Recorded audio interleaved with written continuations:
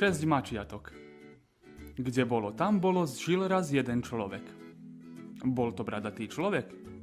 Nie, nebol. Ten človek bradu nemal.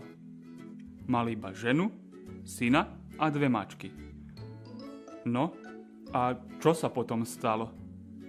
Mačka mala až 6 mačiatok.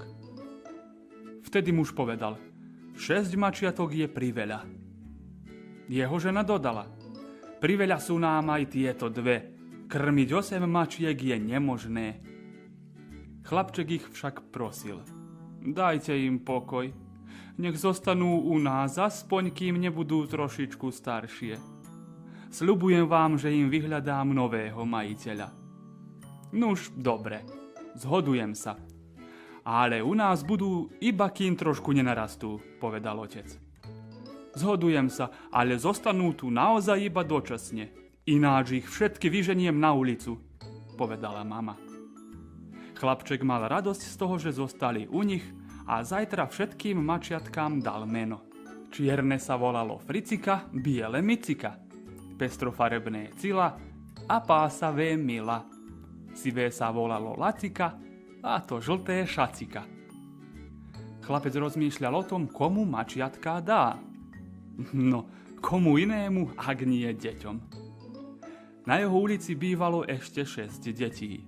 Micika, Fricika, Mila, Cila, Šacika a Lacika. Deti sa snažili vyriešiť problém.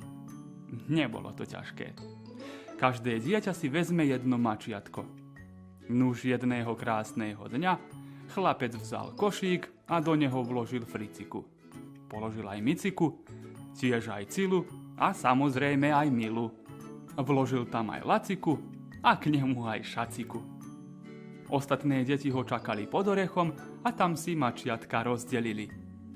Micika dostal Friciku a Fricika Miciku. Mila si vzala Cilu a Cila zas Milu. Lacika mal Šaciku a Šacika Laciku. Od tých čias sa Fricika, Micika, Cila, Mila, Lacika a Šacika hrávali aj u Micike, aj u Fricike. Občas u Mile a tiež aj u Cile. Potom zasa u Šaciku a neskoršie u Laciku. Všetky deti boli šťastné a rozprávka sa šťastne skončila. Autorka Jolánka Kováčová. Narátor Miroslav Gašpar.